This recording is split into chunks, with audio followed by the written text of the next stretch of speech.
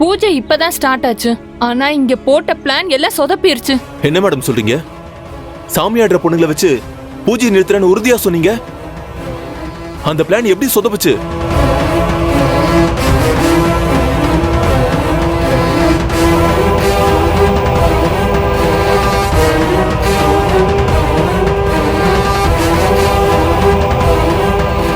இப்ப எப்படியாச்சும் இந்த பூஜையை நிறுத்தி ஆகணும்.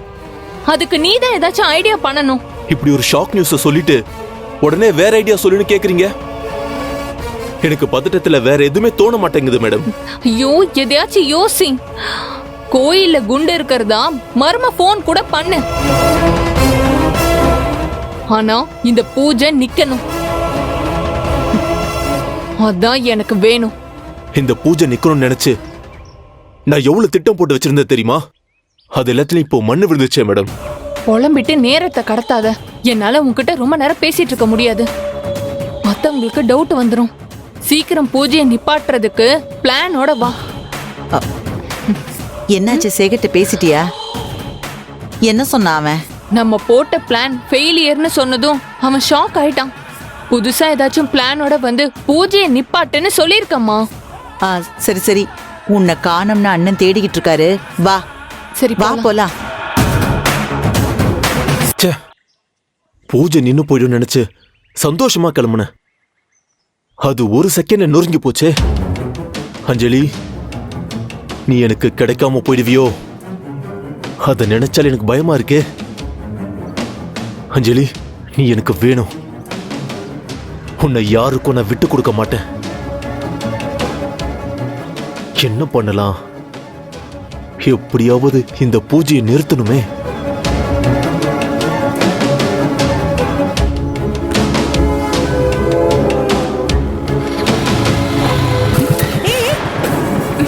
நான்சென்ஸ். வண்டிய பார்த்து ஓட்ட மாட்ட? ரோட நினைச்சியா இல்ல வீட நினைச்சியா?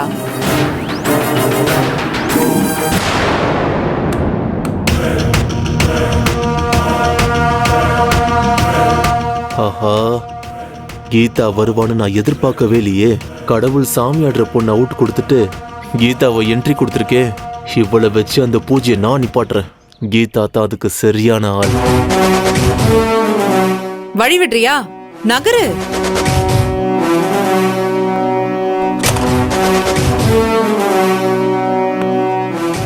சாரி கீதா. நீ?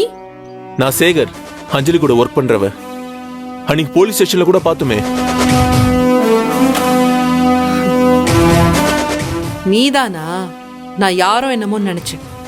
பரவாயில்ல கீதா, நான் தான் கொஞ்சம் கவனக்குறைவா இருந்துட்டேன். ரோட்ல போகும்போது பிரேக் பிடிக்காத வண்டி வந்தா நேரா கைலாசத்துக்கு தான் போகணும். நான் எப்பவும் கொஞ்சம் கேர்ஃபுல்லா தான் இருப்பேன்.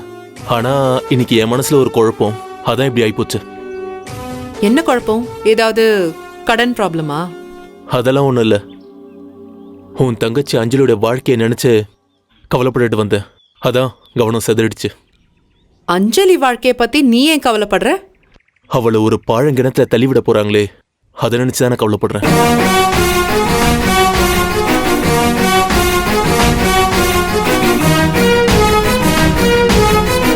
உனக்கே தெரியும் அவளுக்கு மேரேஜ் ஏற்பாடு நடக்குதுன்னு. ஆனா அதுல அவளுக்கு இஷ்டம் இல்லைன்னு உனக்கு தெரியுமா? உனக்கு மட்டும் இல்ல, உன் அப்பா அம்மாக்கு கூட தெரியாது. எனக்கு மட்டும்தான் தெரியும். சேகர், நீ சொல்றதெல்லாம் உண்மையா? எனக்கு என்னமோ உன் பேச்சுல நம்பிக்கை வரல. அஞ்சலிக்கு இஷ்டம் இல்லாம இந்த கல்யாண ஏற்பாடு நடக்காது. அதுக்கு சான்ஸே இல்ல. ஏன் சொல்றேன் தெரியுமா? இந்த கல்யாணம் நல்லபடியா நடக்கணும்னு அஞ்சலி கோயில்ல விளக்கு போட்டா. அத நான் என் கண்ணால பாத்திருக்கேன். அது மட்டும் இல்ல, இன்னைக்கு குலதெய்வ கோயில்ல தாலி பூஜை பண்ணி காப்பு கட்ட போற சம்பிரதாயம் இருக்கே, அதுல கலந்துக்கிட்டு என்ன ஆசீர்வாதம் பண்ணுங்கன்னு என்ன இன்வைட்டும் பண்ணியிருக்கா. இப்ப வந்து அஞ்சலிக்கு இந்த கல்யாணத்துல இஷ்டம் இல்லைங்கிற? கீதா, நான் சொல்றத நம்பு. என் மேல நான் சத்தியமா சொல்றேன், அஞ்சலிக்கு இந்த கல்யாணத்துல இஷ்டம் இல்ல.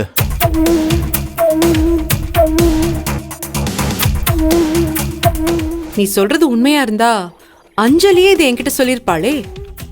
அவளால சொல்ல முடியாம தவிக்கிறா. அவ மனசுக்குள்ள இருக்கிறத வெளிப்படையா சொன்னா உங்க அப்பாவுக்கு ஹார்ட் அட்டாக் வந்துருமோன்னு பயப்படுறா. ஆமா கீதா, அஞ்சலியை பத்தி உனக்கு நல்லாவே தெரியும். அவ உன்ன மாதிரி போல்டானவ கிடையாது. சென்டிமெண்ட்டுக்கு அவ அடிமையானவ. அப்பாவோட உயிருக்காக தான், அவ வாழ்க்கைய தியாகம் பண்ண நினைச்சுதான் அவ ஊமையா நிக்கிறா.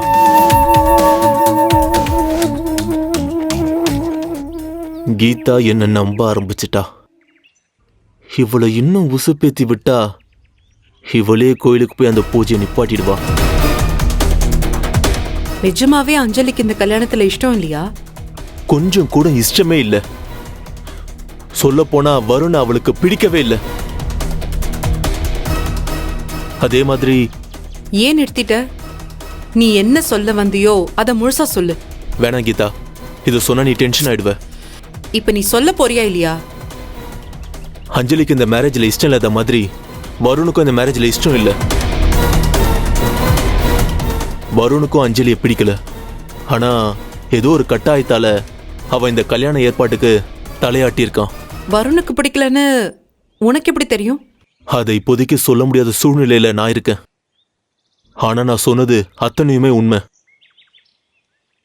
இந்த கல்யாண ஏற்பாடு அஞ்சலிக்கும் பிடிக்கல, வருணுக்கும் பிடிக்கல. 2 பேருக்கும் பிடிக்காம தான் இது நடந்துட்டு இருக்கு.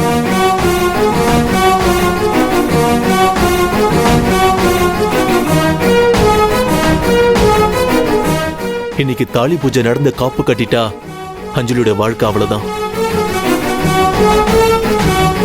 பிடிக்காத ஒருத்த கூட குடும்பம் நடத்தி கண்ணீர் விட போறா. அதை எப்படி தடுக்கிறதுன்னு எனக்கு தெரியல. உனக்கு அஞ்சலி மேல பாசம் இருக்கு. அவ வாழ்க்கை கெட்டு போக நீ விட மாட்ட. நீ நினைச்சா அஞ்சலி இந்த ஆபத்துல இருந்து நீ காப்பாத்தலாம். நான் ஒரு 3வது மனுஷன். நான் போய் இந்த விஷயத்தெல்லாம் சொன்னா நீ என்கிட்ட கேட்ட கேள்வி மாதிரி 1000 கேள்வி கேட்பாங்க.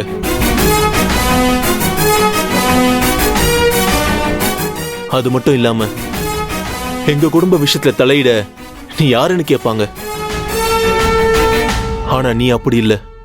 கூட பிறந்த அக்கா. உரிமையா நீ அங்க போய் நிக்கலாம், கேள்வியும் கேட்கலாம்.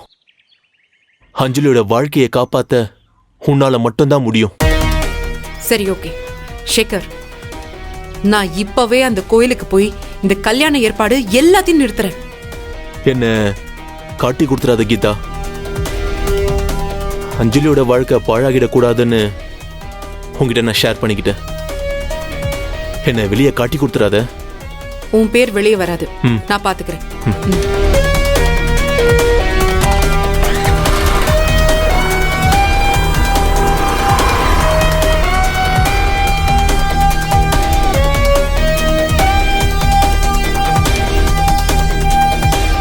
சேகரு, பத்த வைக்க வேண்டிய இடத்துல கரெக்டா பத்த வச்சிட்டியடா. கடவுள் உன் பக்கம் இருக்காண்டா, உன் பக்கம் இருக்கான். இனிமே டமால் டுமில். கண்டு மகிழ உடனே டவுன்லோட் செய்யுங்கள் Raj digital TV OTT app. வருடத்திற்கு வெறும் 299 ரூபாய் மட்டும்.